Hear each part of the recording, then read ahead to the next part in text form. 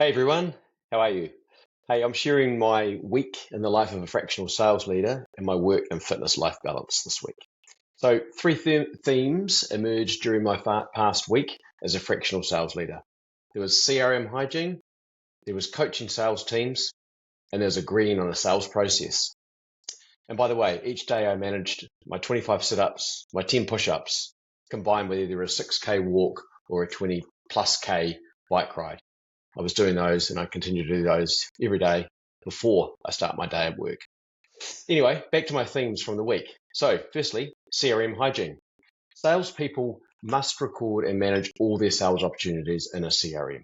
No excuses. If it's not in CRM, it doesn't exist. Anyway, not in the spreadsheets, not in notebooks, memory, or emails. As I mentioned in my LinkedIn post earlier this week, sales KPIs aren't there to please sales teams. They're there to protect them and support the sales teams. After all, sales KPIs are driven by CRM activities and the progression of those CRM results. So pipeline build, pipeline progression from lead to win, and everything in between. Pipeline should be built from both the inbound and outbound leads. Once qualified, the business can plan and support the sales team to closing those new deals and win them as clients.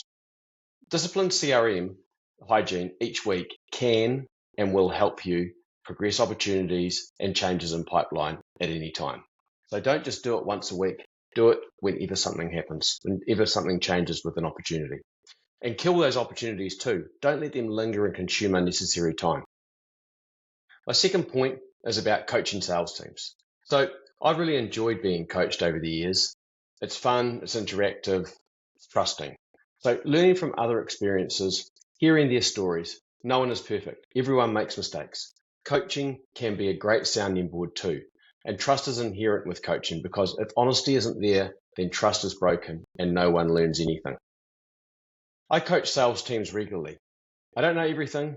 I still learn from the sales teams. I still learn coaching myself from reading and research too. So if you have an opportunity to coach or be coached, say yes. It's rewarding whichever side you sit on. My third area and the third theme for the week would be agreeing on a sales process and most importantly, documenting this. A CRM can be and can look unwieldy until you see and understand why the sales process exists in that organization, why and how it starts and where it ends. So as far as that process goes, most probably it will start with the sales qualified lead or an SQL through to closed won or lost on some occasions. Then there is usually a discovery followed by a demo. Don't do discovery during your demo. There may be artifacts that arise from the demo and discussions where you learn a little bit more, but don't be doing the 100 questions during the demo. It detracts from the demo session itself, which your prospect has prepared for and expects to watch and engage on. They're not wanting to be, under the microscope about so many other things. They're focused on what your solution is going to offer. The next step usually is a proposal.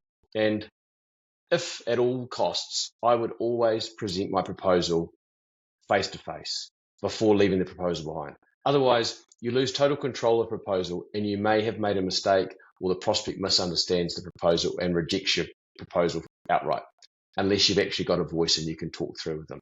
Then you can go away and fix up what's wrong or clarify or confirm what they may misunderstand. So prospects, are busy and they don't necessarily give you a second chance. So doing that proposal in face-to-face or on Teams or Zoom, get things right from the start. Usually, in the CRM process, you then move into a sales process, you move into negotiation.